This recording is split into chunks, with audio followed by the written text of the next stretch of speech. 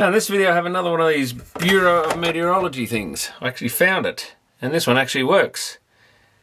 So that's probably more like what the front should look like on one. And this one actually fires up nicely, like it should. Good display in it still. So I was hiding under a shelf. I went to let the air out of the air compressor after pumping up a tyre or something, and bent down a bit more than usual, and there it was, hidden under the bench. So I knew I had one somewhere. Looks like this is a default display they come up with nothing else hooked to it. It's buzzing quite loudly. But I'll have a quick look inside this one. This has got all the electronics in there by the look of it.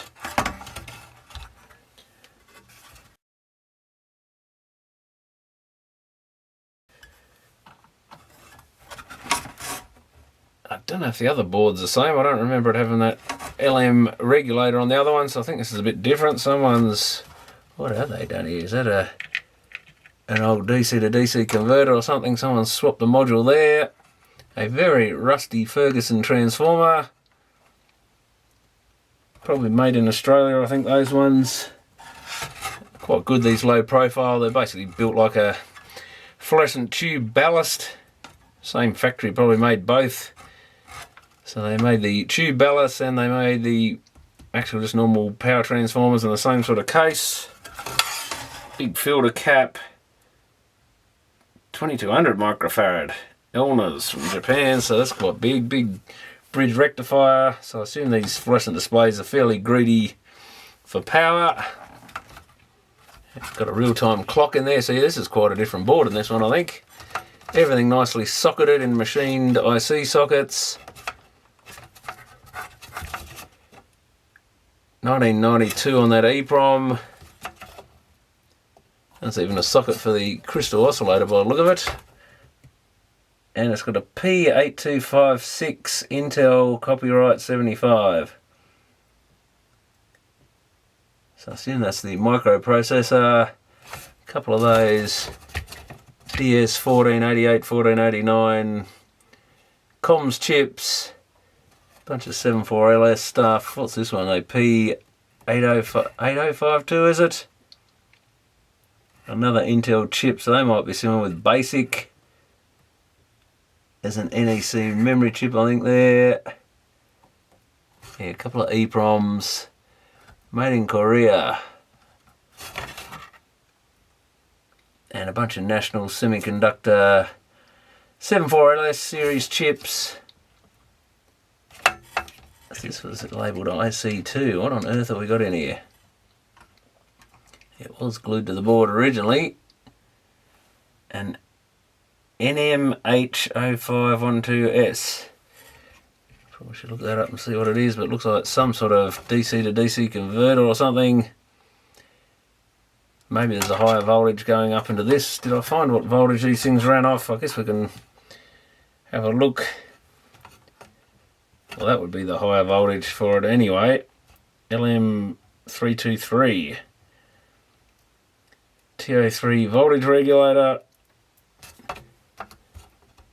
Possibly a couple of different rails. Looks like it was originally stamped out to put a couple of bridge rectifiers on the heatsink there, so maybe they replace that with one big one. Don't know what they've done there.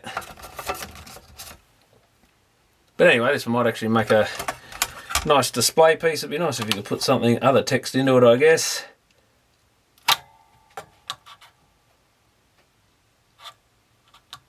.5 watts at 5 volts.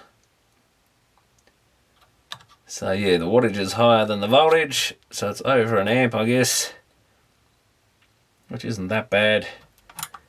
Oh, that's not plugged in the best. So I think this might have actually ran off 5 volts. Maybe it's a high voltage to run something else. Display driver 3rd 87, so maybe designed in 1987. Probably makes sense.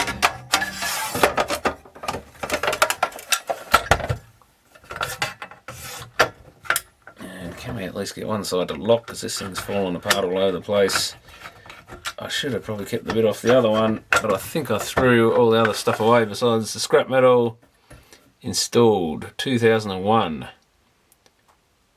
I'd originally had a Canon type power connector on it by the look of it. Someone's removed. Now, whatever that's meant to do, it doesn't do it anymore.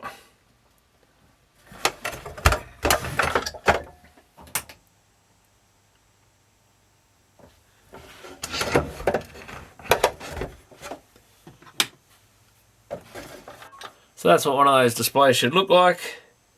Nice fancy big dot matrix fluorescent display. They were quite a nice looking thing. This one obviously hasn't done the same hours as that other one had done. Assuming that it was a display, I could swap the tube over, I guess, just to prove 100%, but fairly sure that's what was faulty. Anyway, I thought I'd just do a quick update on that. At least one of the ones I bought is actually in decent condition. Not sure what you could really use it for. Possibly there'd be a way of getting something else to display on there. Though a lot of that's probably set in those EEPROMs and stuff. I don't think it's just data from the outside. The data from the outside probably just fills out these other missing bits with some numbers. It's always going to probably have this ATDP thing here. But good to see one in working condition. Would have cost a fortune back in the day, no doubt.